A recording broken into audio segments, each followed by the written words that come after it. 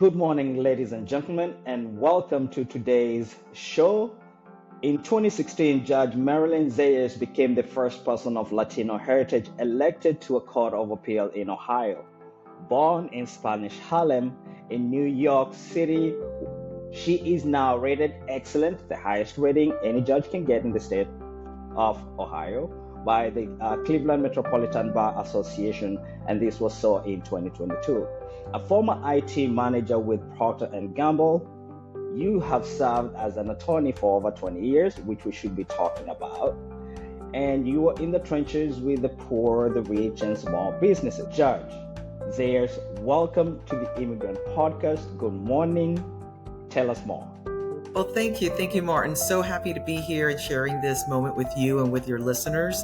I feel very blessed to be doing what I'm doing because it's not only about being the first and only, it's also about just being given the opportunity to serve the community.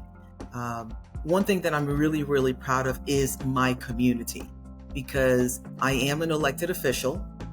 And if it weren't for people who were willing to entrust this so important role to me and my team, who really kind of like backed me up with such passion, we wouldn't be having this conversation. To give you a little bit of context, while I'm an elected official, when I first ran in 2016, I had zero political background. I had been involved in zero politics. I had never been involved in a campaign. All of the campaigning lingo, I wasn't familiar with it. My team, I have such great love for the people that came out. Almost all of them had no political background as well. We used to call ourselves the blind leading the blind. And yet, we were able to bring something to the court that I think was really valuable. Because for me, there were so many challenges that I had growing up. I am a child that faced discrimination. I am a child that grew up in an impoverished neighborhood. I grew up in a neighborhood that was completely devastated by crime, completely devastated by drugs. My mother never even finished 8th grade. To this day, my mom does not have good command of English. And yet, we were able to bring to the court a voice of someone who understood that when we're talking about justice and fairness, what we're really talking about is making sure that the law is applied equally to everyone, that any preconceived notions, any biases, all of that is left at the door. And I think that's the beauty of our country, and that's why it attracts so many immigrants. Because when people think of like Lady Liberty, what they're really thinking about is opportunity for themselves and opportunity for their children. And that's what brings them to this country. Very interesting. So what I found interesting researching you was that you've made a multiple career transitions. And I was just curious, how did being raised by an immigrant family in New York go in a neighborhood where you say crime and drugs were really high and facing discrimination, how did your family help you make the right decisions to get you to where you are today? So just for clarity, so my parents were born in Puerto Rico. So when they were born, they were U.S. citizens, and then they migrated to Manhattan. So I always say, just like to keep it light, my parents migrated from the island of Puerto Rico to the island of Manhattan. Okay. And, when each one of them arrived, they had no command of English at all. So they, in Puerto Rico, everything is in Spanish. So I will tell you this, for both of my parents are highly intelligent. My mom particularly had such limited educational opportunities. Her mother had died when she was a toddler. And so she was raised from family member to family member. And because she was given so many responsibilities in the household, by the time she was in 8th grade, she had no other choice than to leave school because of all the responsibilities that she had. Even though she was a child, she had all of the responsibilities of the household at that time. for both of them, because they felt that their paths were truncated, they really emphasized education for all of us. So for example, and I remember this because I really did not like it as a child, but I understand it now. My father particularly, he was passionate about math. I think in retrospect, he was very good at it, but he was very passionate about math. And starting in kindergarten, he would give us additional math problems outside of our allotted homework. And he did this all the way until, like when we got to algebra, then he kind of stopped at that point. But all through our primary education, we would have hours and hours and hours of additional math problems to do in addition to whatever we had in school. My parents were really good at taking us to museums. So growing up in New York, we had access to a lot of museums. My mom was excellent at figuring out when the free admission days were. And she would take us on the free admission days. We would go to the Bronx Zoo, which is just a world premiere zoo. She would find out when the free admissions days were for the Bronx Zoo, and we would go to the Bronx Zoo. So she would always find out anything that would give us exposure, whether it was exposure, learning about anything or something that was more educational related. She would always figure out, even though we didn't have the economic means, she would figure out a way to get us there and to give us that. We were very active in our public library. Any program that was open, enrollment for parents to sign their children onto, my mom signed us up. And we were there at the public library engaging whatever it was, whether it was a reading program, whatever it was, we were engaged. Back then there were, it was called summer school, but now it's what you would call a summer camp. It was like an enrichment opportunity during the summer. And the schools had funding to do this, and parents can enroll their children. Every year we were enrolled and we did summer school. So we actually didn't really get a true break from school because we were back in school in the summer, and we wanted to be back in school in the summer because it was a great opportunity. Not only was there learning, but there was field trips and there were people that would come and speak, and, and so they really just, my mom particularly, she pursued every opportunity for us. And I'll tell you this, Martin, because I didn't realize this. There's so much that you don't realize until you grow up, right? That you really realize, like, what our parents did for us. Like, we were so ungrateful because we really didn't understand. We were just kids being kids, and and complaining and griping and not understanding what our parents were doing for us. When I was in primary school, my mom enrolled in the Parent Teachers Association. And she was active in the Parent Teachers Association through my whole education in elementary school. Mm-hmm. Remember, I told you my mom doesn't have good command of English. Yes. So one day I thought about that. I said, what was it like for my mom to go to these meetings that were all in English? And she went to the meetings and actively went to the meetings and knew what was going on in the school. And I don't know how she articulated her voice, but somehow she did. There was actually a sit-in that the PTA organized in my primary school that my mom engaged in. I mean, I don't know how she did it, but she innately knew that the only path for her kids was education. And she used to tell us all the way to adulthood, the only inheritance that I have for you is to ensure that you have an education. That's all I can leave you. Yes, what a commitment, and you listen to the story of how your mom worked hard to get your family and yourself educated is very interesting.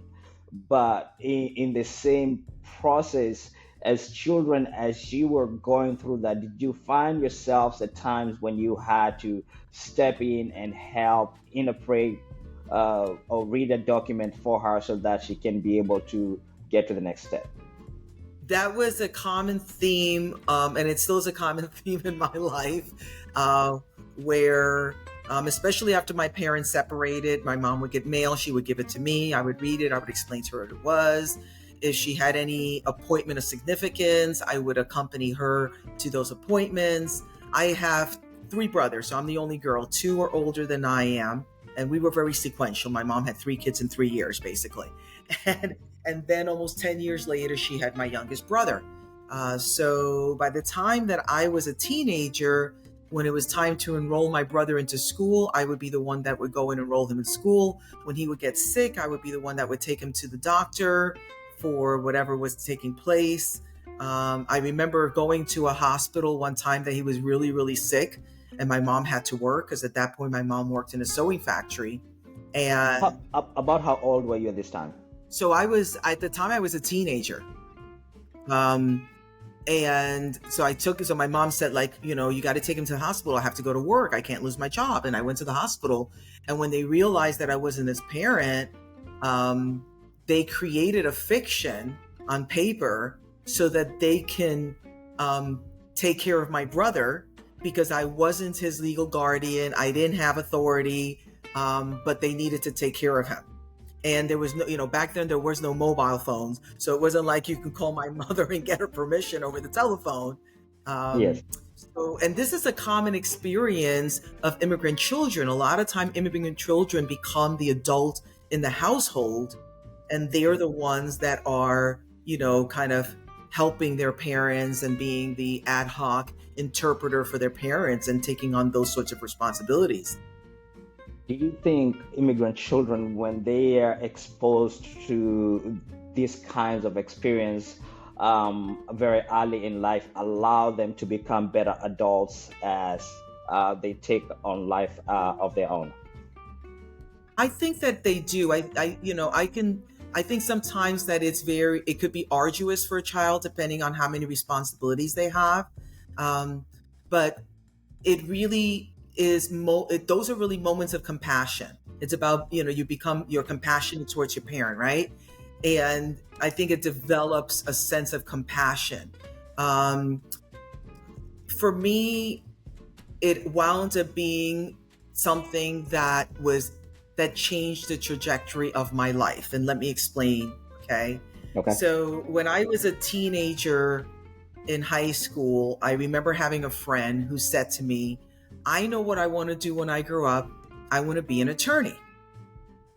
And Martin, I remember almost puking in my mouth, vomiting in my mouth, thinking, why would you want to be an attorney? Because my perception of an attorney was somebody who helps people who are guilty get off.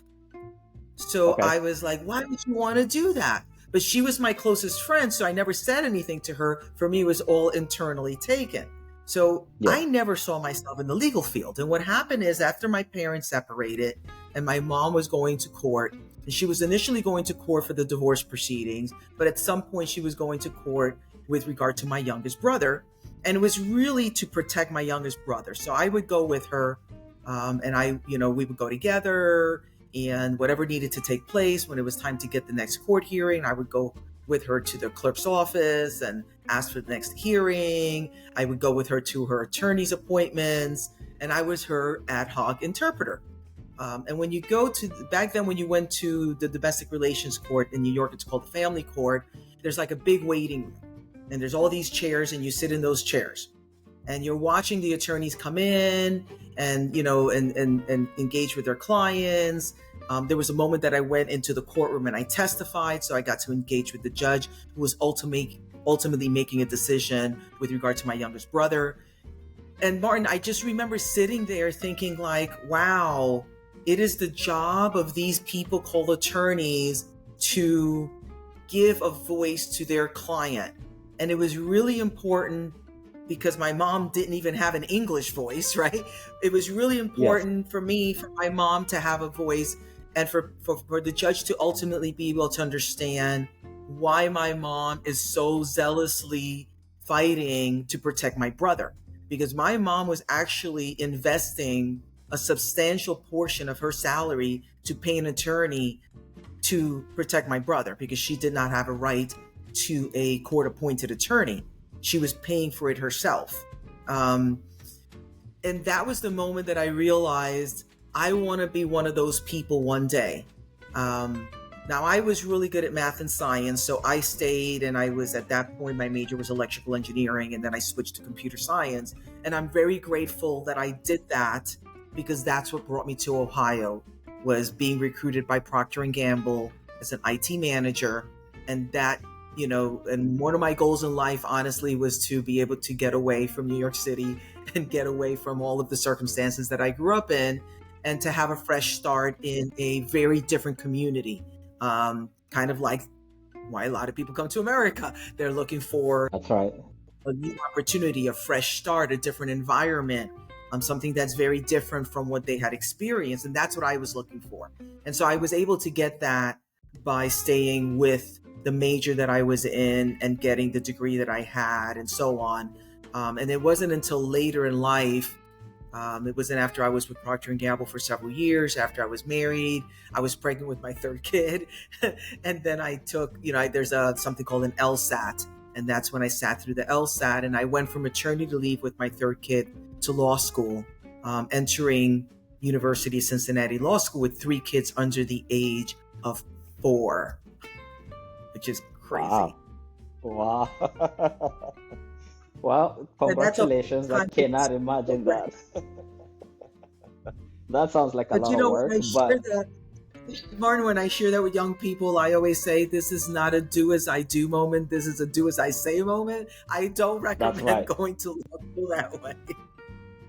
Yeah, I can see how that at some points can be overwhelming. There's a lot that you said there that I want us to impact, because I don't want to lose the momentum we have. You talked about your parents separating and eventually going through a divorce process, which you are part of because of interpreting documentation for your mom, and sometimes standing for her to be able to say what she needed to express. You also mentioned that your friend who wanted to become an attorney, you did not speak, but eventually you changed your mind and you were inspired to become an attorney. Over time, when did you learn to speak out your voice and not hold back what you're feeling? And how has that influenced how you see it at the appellate court? That's sort of a work in progress. It really is a work in progress. So when I probably was somewhat self-expressed as a child, but also it really has taken me, it's been a path for me to sort of like learn how to stand up for myself, learn how to, look at adversity as a positive thing. So a lot of my life, I saw adversity as more of a negative thing. And I think a lot of us, when something happens, we go like, why is this happening to me? Right? Yes. So I would, like, why is this happening to me? And then I would go into like, okay, what are you going to do about it? And I will tell you that I don't look at things as, why is it happening to me anymore? I'm actually very grateful for the challenges that I have had in my life, because those challenges have culminated in who I am and who I am as a judge, and how I handle cases, and how I also sort of like the respect that I have for everyone that comes to the court, no matter who they are. I think respect is a very important word. I think respect is something that, that humanity should give us. Now, sometimes we do things so that we relinquish that respect, okay? But we all begin with respect, and it is through our own behavior that we're either going to build on that respect or going to relinquish that respect. And so it's important to look at human beings that way, that we all come into life. We should all come into life with an equal amount of respect. We should all be born with an equal amount of respect, no matter where we come from, no matter what our family situation is, no matter, where we are, we all should start there. And then what we do with our lives and our own actions and how we treat other people, we're either going to be taking away, or we're going to be adding as to the respect that people give us, or that Yes. that we have earned. So we, with our life and our actions, we earn respect. So, life, I think that it's really interesting because, as you get older, you kind of reflect and you say, God, I wish I was younger, these wrinkles, this gray hair or whatever. but the wisdom that we gain through life Right. is something that we're never willing to give up, right? Yes. And I'm at a point in my life right now that I think it's really important to reach to the next generation. I think that our current young people are growing up in a very difficult time. COVID has really taken a toll on the mental health of our country, and the economy hasn't been stable and has been very sort of unpredictable. The job market has been very difficult. So I think it's so important to really reach out to the next generation and provide, hope. Hope is a very powerful word because we use the word inspiration, but you can't inspire someone if they don't have hope. So I think you have to be with hope, and then you build inspiration onto that. And then you want them to believe in themselves, and then you want them to take action, and you want them to become, So there's a lot of things that I've done as a judge, because what really hit me really hard was I just never dreamt this big growing up. No one ever talked to me and said, Marilyn, you could be a judge one day. When I was in law school, never in any form or fashion saw the possibility of being a judge. What did you see yourself as in high school? I mean, we all go through high school and we get to a place when you're going through high school and you're like, okay, I think I want to graduate. I want to do this adult thing, and this is the path I want to take, right? So what was that like for you? The main thing for me is I wanted to get to college and graduate college.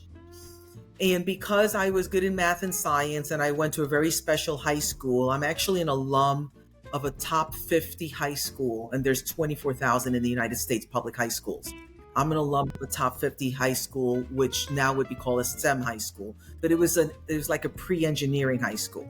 So because that's what I was trained to do, I was like, I'm going to be an engineer. So I saw myself like, I need to get to college, I need to graduate, and I'm going to be an engineer. I just want everybody that's listening to you to remember that this was driven by the fact that you wanted out of New York badly, out of Harlem to be specific. Right. And so while you're working toward that, you experienced crime in your neighborhood. You experienced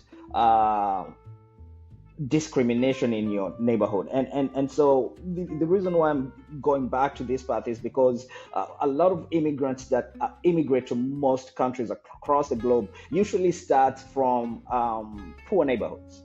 And usually they start in low wage paying jobs, and because of that they find themselves working more hours than they are supposed to be working, and that creates a separation, not in just marriage but also separation for parents and children, right? And in that, some children end up raising their little ones, and in others parents get separated. You also touched on mental health, and which across the globe mental health has become an issue that constantly comes up on our show after COVID. Looking back, if you were in high school with the times we have today, where mental health is an issue, social media is a big issue, immigrant parents are not at home because most of them are working 2 jobs to be able to sustain their family needs, especially now that inflation is so high, what path would, if you're speaking to teenage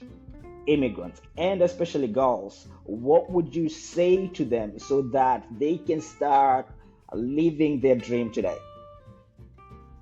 I would say, look, really lean into your strengths and build your confidence off of that. My strength for me was my intelligence. School was not only a safe place for me, but it was a place that I was able to build my identity and to build my confidence, because I knew how to do school. You go to class, you seem really good, you write a lot of notes, you review your notes, you study, right? Mm-hmm. So I was like, okay, I knew how to do that.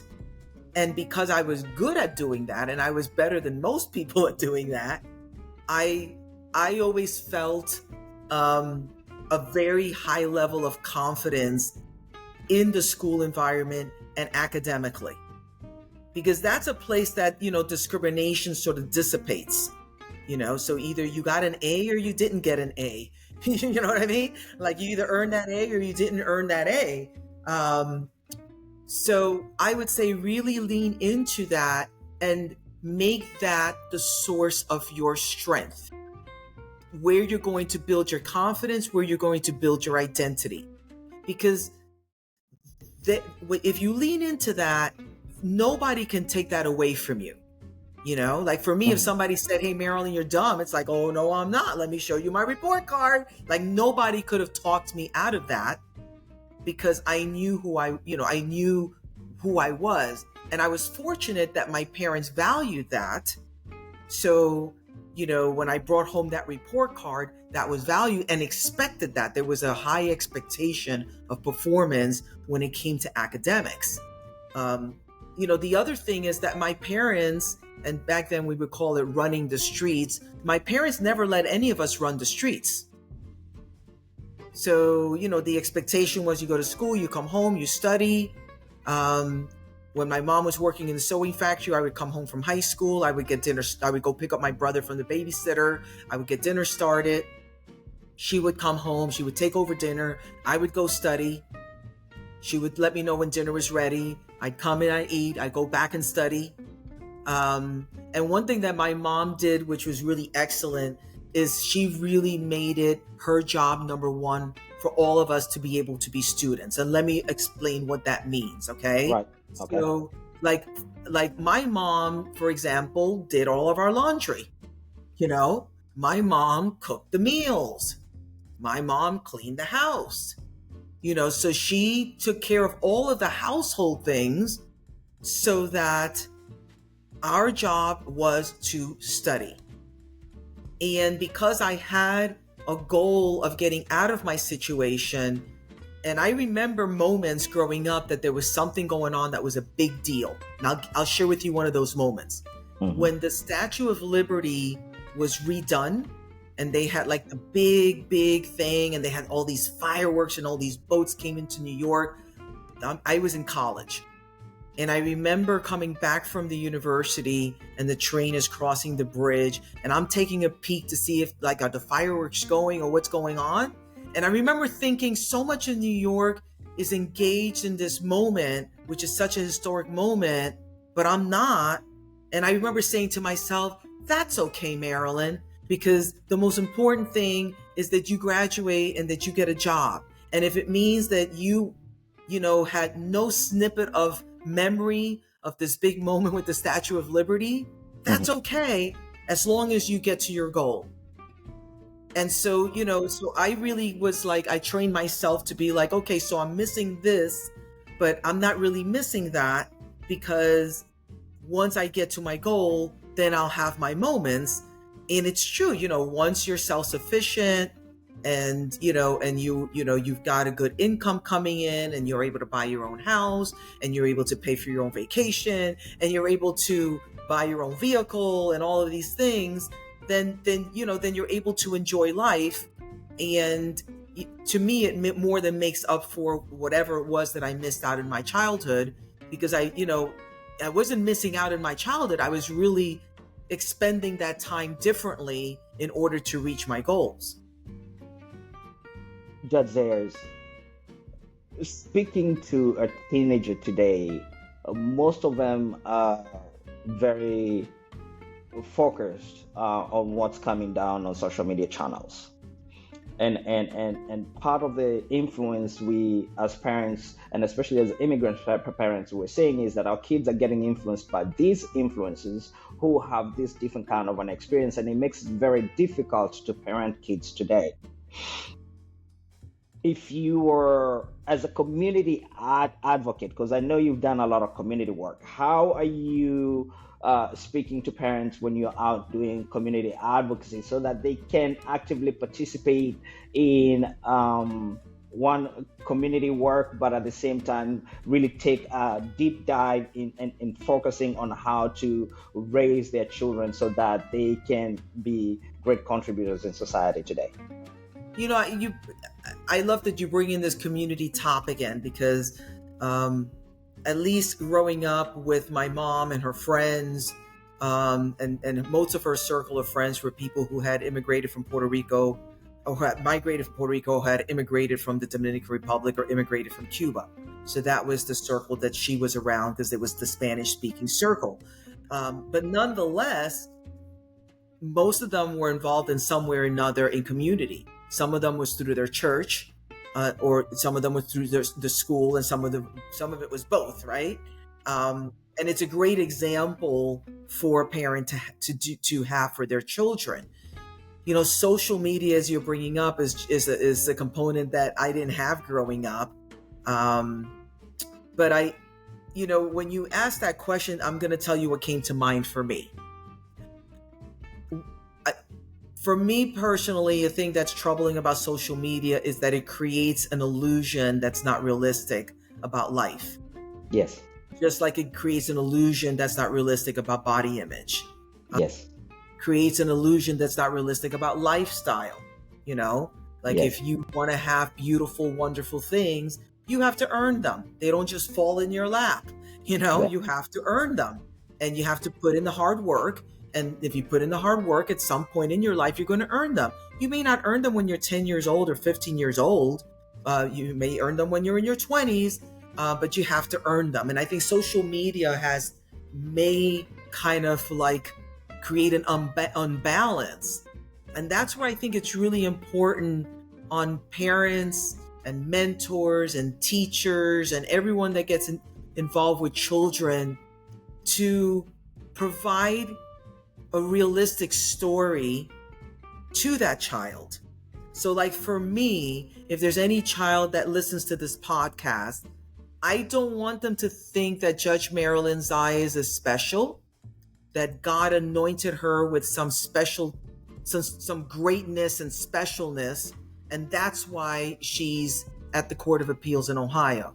I want them to say, okay, I am just like Judge Marilyn Zayas.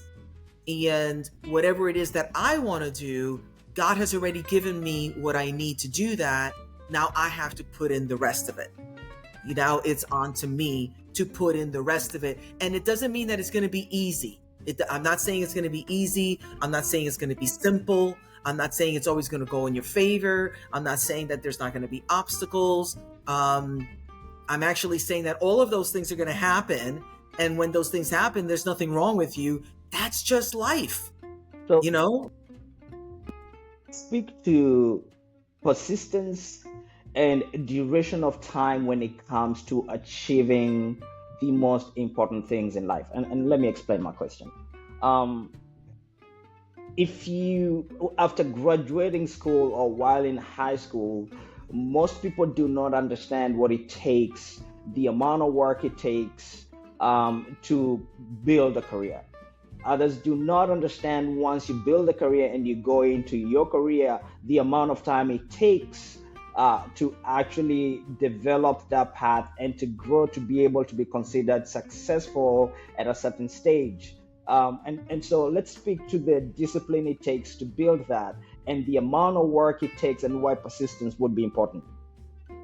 Yeah, like for example, when I was an attorney, I first worked for a big firm.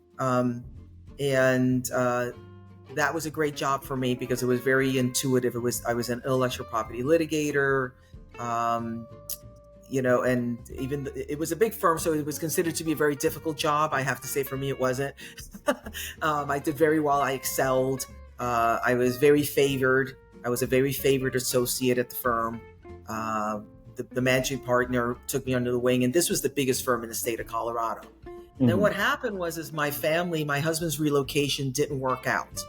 And that brought me back to Ohio. which seems like adversity, right? Yes. But it was the best thing that ever happened to me, because but for that, I wouldn't be having this conversation with you. So it wound up being exactly what I needed, was coming back to what had been my adopted hometown. Because at that point I had been in Ohio, gosh, I think I had been in Ohio about 9-10 years before I ventured out to Colorado. So then I come back, and I took a position that I thought would be temporary until I got back to the big firm, to the big prestigious firm where you get a great salary and benefits, and everyone is so impressed because you work for this big prestigious law firm. No, I wound up in the county public defender's office, and I wind up there more long-term than I expected. I thought I would be there 3-6 months. I'm there for a couple years. Best thing that ever happened to me again, because it brought me to why I went to law school, to be standing next to people in their most difficult times, to give voice to people that, that not all of us really necessarily like all the time. Mm-hmm. And, and it really built my skills. And I got to see some things that I really appreciated from judges, and I got to see some things that I didn't appreciate from judges. I really appreciated judges that were very respectful of the law, the Constitution, of the process, of courts, of people that come into courts. And that sometimes the law doesn't go your way. It doesn't mean that people are going to get the outcome that they would want to get, right?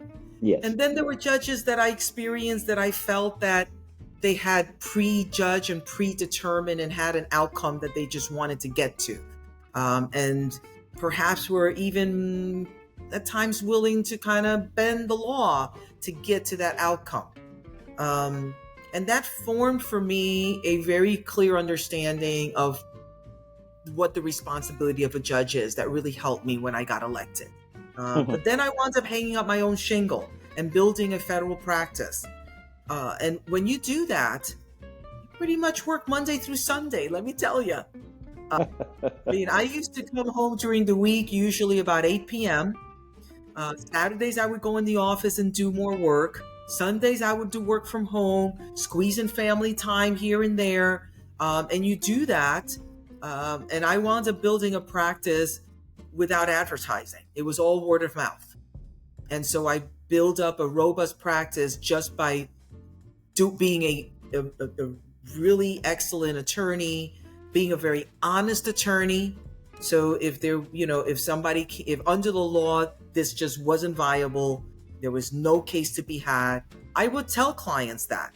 I wouldn't take their money and then later say, oh, well, here's the outcome. Sorry, it just didn't go our way. I would tell them up front, like, don't do anything. There's nothing you can do. There's just nothing. It doesn't exist under the law. It's an impossibility. If it was a difficult case, I would tell clients that, like, these are all of the things that we would have to overcome to get to your outcome. This is going to be a really challenging situation. And I would tell them, go home and pray about it. Do not pay me to do anything until you pray about it. And when you wake up in the morning, you'll know whether you should move forward with your case or not. So I had very clear understanding of who I was, but boy, the hard work. And I think it's very important to whatever your responsibility is in life, whether you're a cook, whether you're a teacher, whether you're a social worker, no matter what it is that you do in life, whether you have a podcast, no matter what you do in life, integrity is really important, because At the end of the day, your reputation is really all that you have.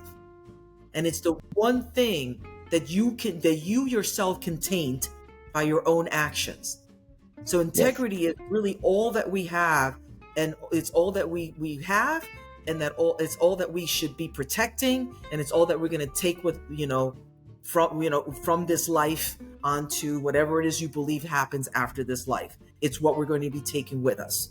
And I think it's really, really important, so I think, talking about integrity with young people is incredibly important, but also being real with young people and not pretending that yes, hard work is part of it, but Martin, I don't know if you have this experience.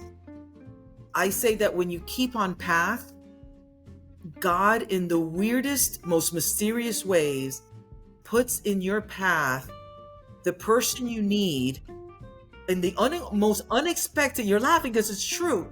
And this is a complete stranger. It could be someone that doesn't look like you, someone that doesn't sound like you, someone that doesn't come from your community. God will put in your path what you need at that moment if you stay on path.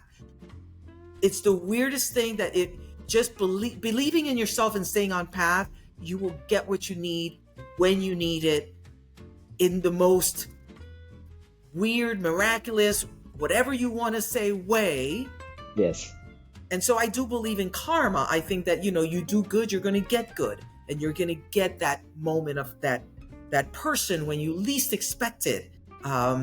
And then at some point in life, it's time for you to really acknowledge and be grateful and to really give back. It's time to now reach back, but young people aren't there yet.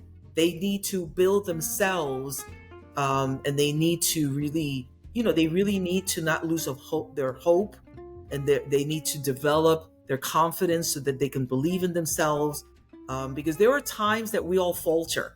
What I'm saying is, and I don't mean falter because we do bad things. I mean falter because we lose confidence. Yes. There are times that, we start to feel like we lose our bearings. And it happens to me. It happened to me as recently as a few years ago, even as a judge. It happened to me personally. Mm-hmm. And I had to really reach into going back to my story and acknowledging my story, and mm-hmm. acknowledging that the adversities that I have had are really the source of my strength. And that's how I build back up my confidence, was realizing the adversities that I was dealing with at that point, and all the adversities that I've handled in the past have been the source of my strength. And it really, I'm at such a different point now in life, because I'm at a point right now that it's like, I'm really grateful for everything I've gone through. I want to write thank you notes to people that they would be shocked if they got that thank you note, because I wouldn't be here but for those moments. Yes, I have learned in life that the most important gift you can ever give anybody is gratitude, right? Speaking about giving gratitude, as a judge, have you ever found yourself at a place where the overwhelming evidence against the accused is available, but in your heart of hearts, you have this feeling that you cannot push away that tells you this person may not be guilty? Well, first of all, I'm not a trial judge. I'm an appellate judge. Okay. So let me explain that. So in Ohio, I think there's over 700 elected trial judges that are making decisions such as that, such mm-hmm. as guilty or not guilty, rendering the sentences, making decisions on who's going to get custody of a child or the division of property in a divorce, who's responsible for a car accident, multi-million-dollar contract issues of, determining how to read that contract. So all of these cases, adoption cases, all of these cases go to trial judges. In Ohio, there's only 69 appellate judges, and we're all elected. And that's statewide, there's 69. So I'm only one of 69 judges. Mm-hmm. So that's why it's a real big deal to be at this level, because it's a very high level. So we're just below the Supreme Court. We are reviewing cases that already took place. We are reviewing the transcript, the evidence, the testimony, everything that took place. We're looking at the law. And when somebody appeals the case, the person who's appealing the case, they lost. So it didn't go their way. And they're appealing it. But in that appeal, it's not that we don't get to retry the case.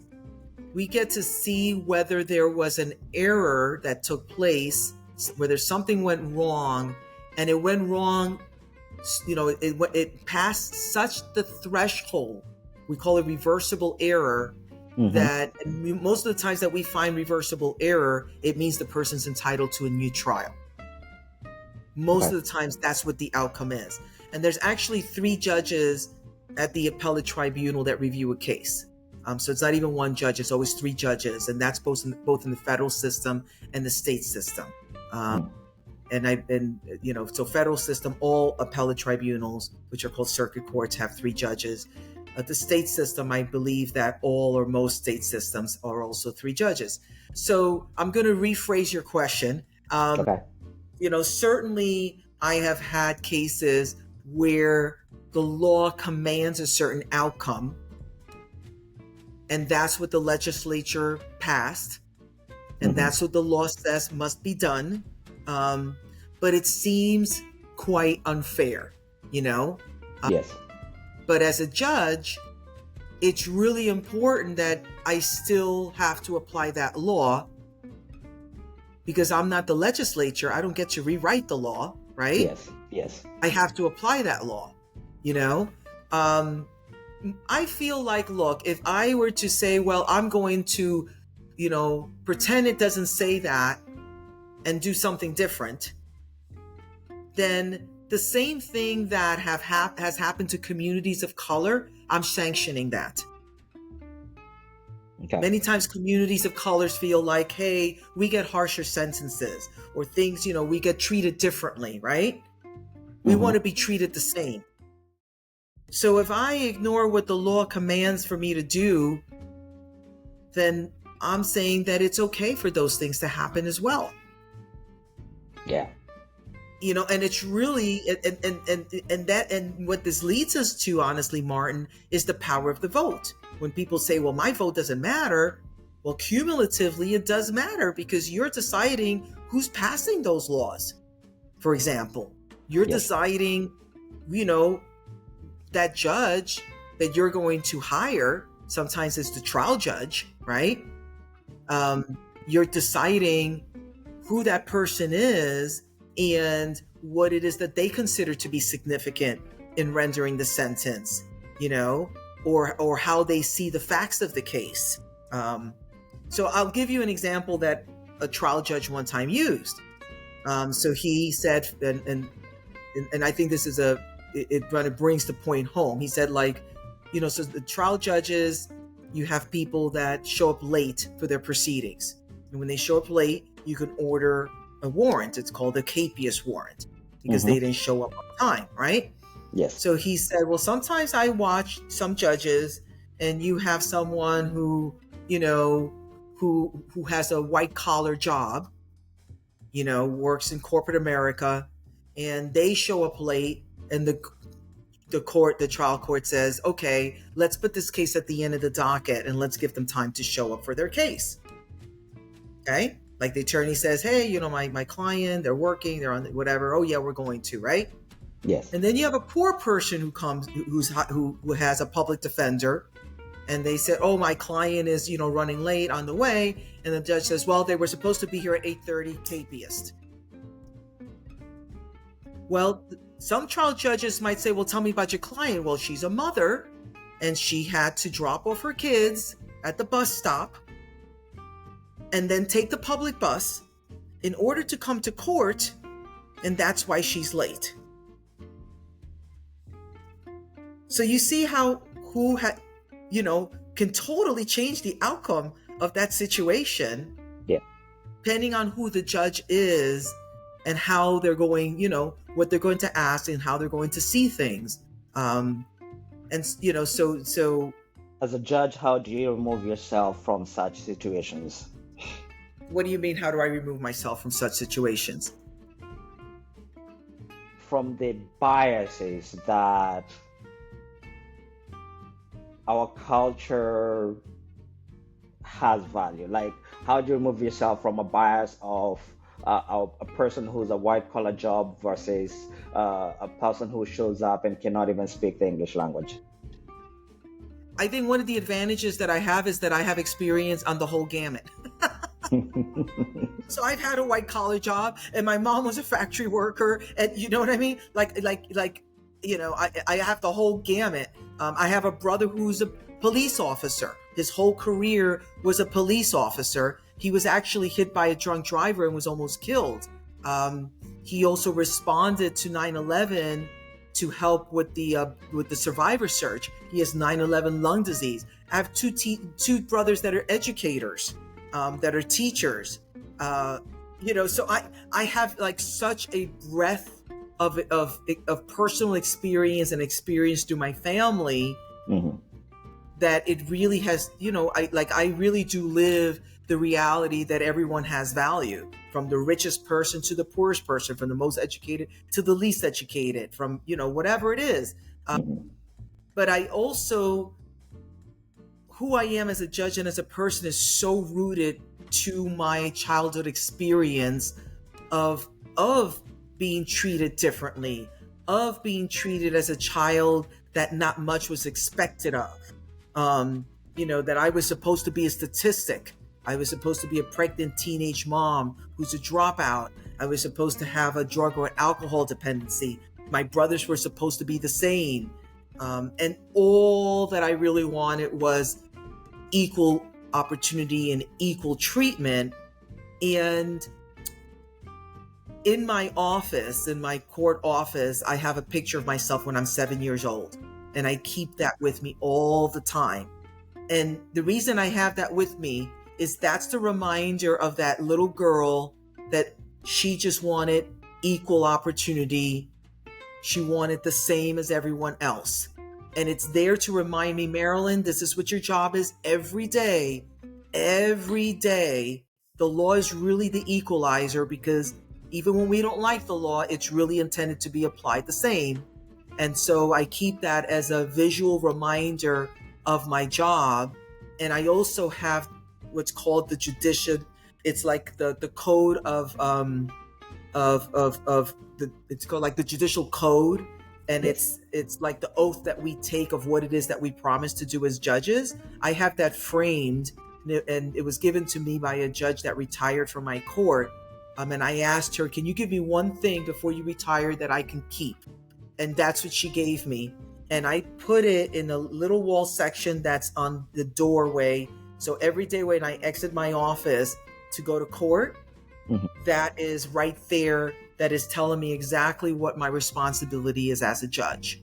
I'm glad you pivoted to that. So can you talk about the support systems or mentors that have been so instrumental in the 7-year-old who lived in Harlem to becoming the judge and the successful parents you are today?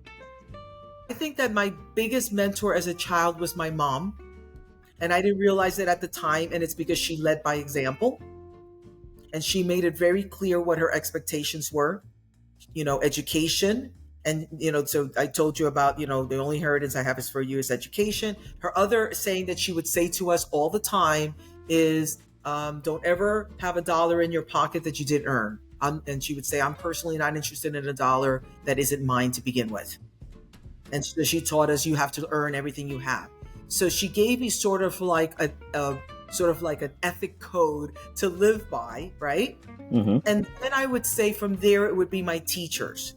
I had some teachers that I really reached to every once in a while, and they become a source of strength for me.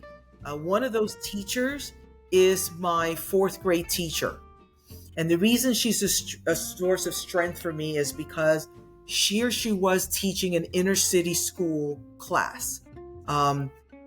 This class actually was probably about half of the class were first generation Americans of all different backgrounds. I had a lot of kids in my class that were Greek. They were first generation Americans. Their parents had immigrated from Greece. So she had this whole school. I had a one child that was from Nigeria. He was a first generation American. He was in my class. And so we were in an accelerated class, and we all kind of moved together from 1st grade to 6th grade.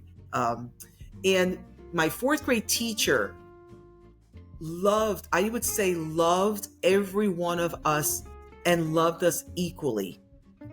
She looked at us with such love and caring and but she really believed in us. She knew that all of us had the potential to do wonderful things in life, Yes. And from the minute we walked into the classroom to the minute we left, we all got that equal treatment from her. And I reached back to her because she's such a model of the way we should treat all children and the way we should treat everybody, because of the way that, she exemplified that. And then when I was an attorney, I had some judges who singled me out and took me under their wings. And it was one of those judges who started 3 years before I ran saying to me, Marilyn, you would be an excellent judge. I want you to run to be a judge. And Martin, I used to tell that judge who would vote for me. There was something in me that I didn't see in myself. I would say, who would vote for me, Judge? Who would vote for me? And this went on for 3 years where she kept saying, you would be an excellent judge. I want you to run for judge. And she kept setting up meetings for me because she wanted me to do this. And I kept saying, who would vote for me? Until one day I was able to flip that switch in my head. And now I'm, I'm very grateful for the people that are, because the people that are supportive of me, what they do is they really acknowledge like all the hard work that I do. And they're always whispering in my ear of like, make sure you take a break, make sure you go on vacation. They're always like trying to protect me from burning out. And so they're kind of mentors, but in a different way now. Yes.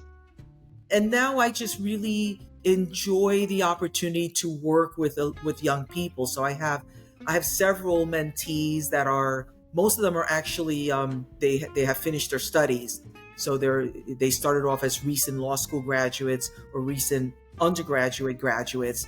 And many of them are still in my life. I have a new mentee that started with me in the fall of last year, and he finished his undergraduate, and he is now going, so he was interested in going to law school. He's decided to go to law school. He's applying. He's waiting now for his responses. And so I've also created a lot of student programming. So my last program that I created was created last fall, and we're in the middle of it right now. It's called Girls in Law.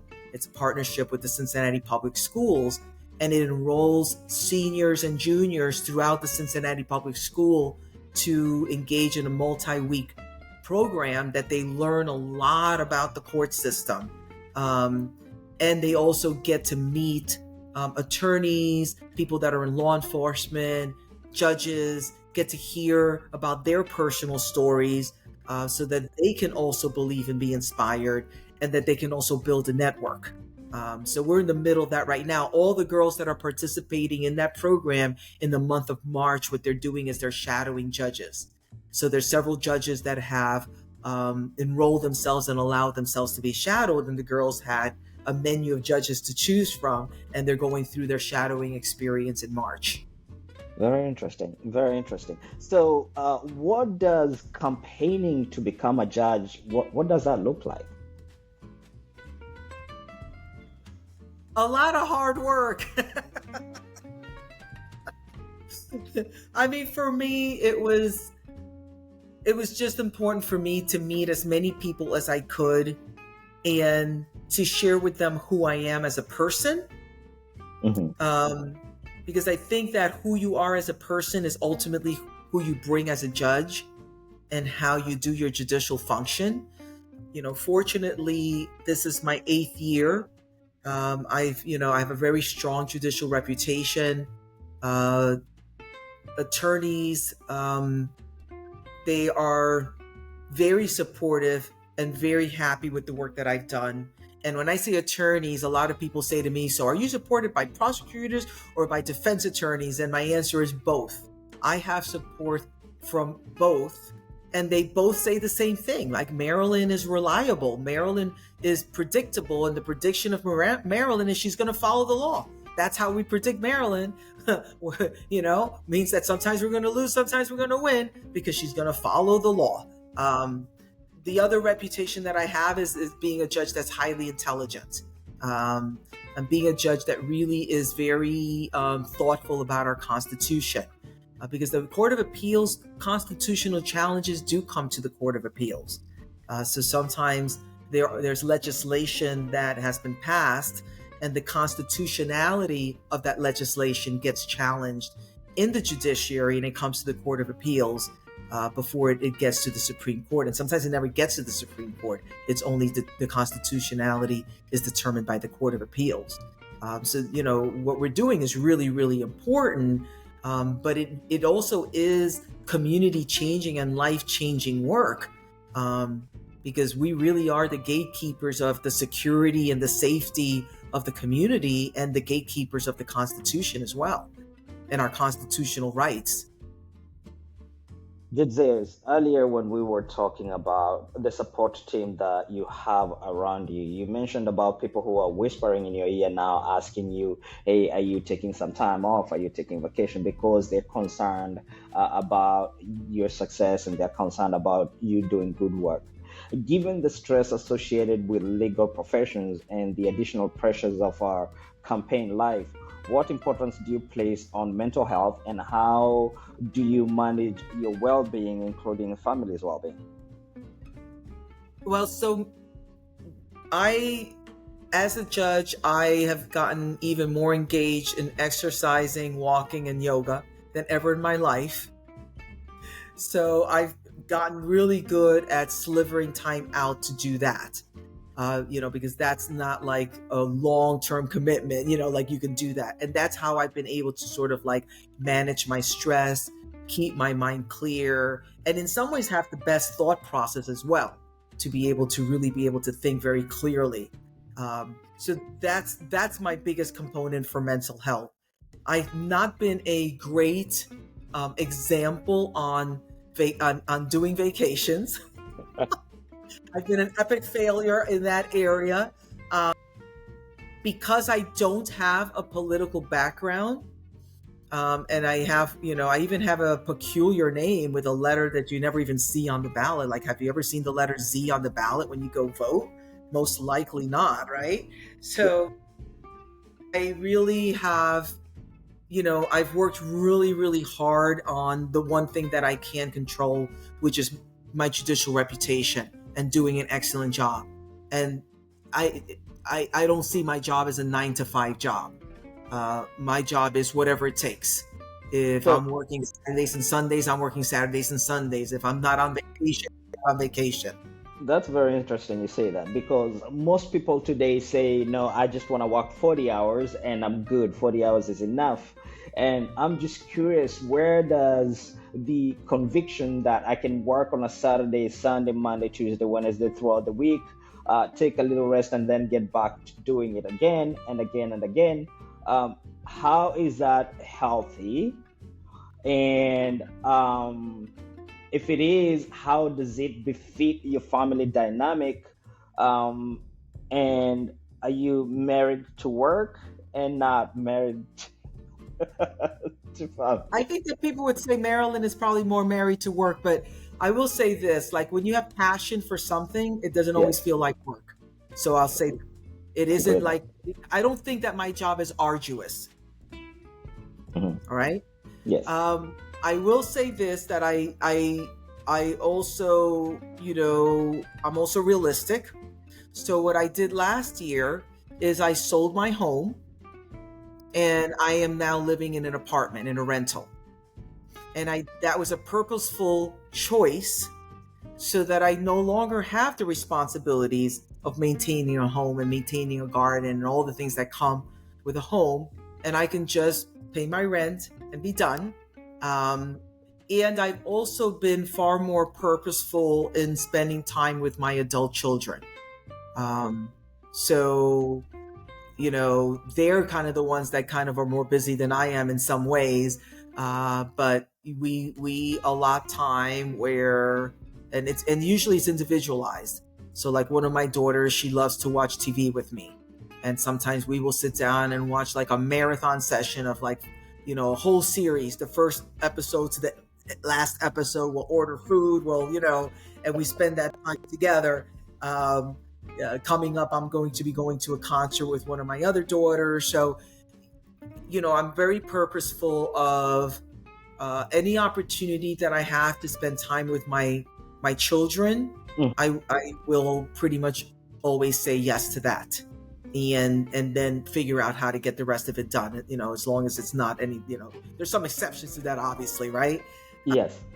And then vacationing, I last year at the end of the year, because we stopped hearing cases at the end of November, I spend the end of the year, I went and spent some time with my mom. So last year I was also very purposeful. My mom is getting older. She's got different issues that are coming up. So I went several times to New York and spent an extended time with my mom, like over a week. So a lot of my vacation was really spending time with my mom, making sure that she was taken care of. But at the end of the year, I actually took a real vacation and went on a 2-week cruise and was able to see different parts of Europe that I had not seen. And those people that are whispering my ear, they were I think they were happier than I was. They were like, finally, finally, Judge, this is what we've been telling you to do. Yes. And my answer to that is, well, that's partially why I sold my house, because now that time that the house was taking up, I can now allot, to being able to, vacation and to be even more open to spending time with my kids. Yes. So that's how I personally handled it. From what I am understanding, you've become very intentional about how you're managing your resources and, of course, your resourcefulness. Absolutely. When you spending time with your family, or when you're spending time with yourself, what are those conversations like, especially if you're starting to think, what is my impact in the world going to be like? Well, with my kids, my goal is to make it all about them. So whatever they want to talk about is what we talk about. Whatever they want to do is what I want to do. That's what I'm interested in doing. And it's going to be fun because that's what they want to do. It doesn't matter what it is. It's always going to be fun for me. For myself, I'm very purposeful in having moments where I'm not thinking about anything, so that I can empty everything out so that I can then fill it up. But I'm also very purposeful of having moments where I have conversations with myself of outside of my function as a judge.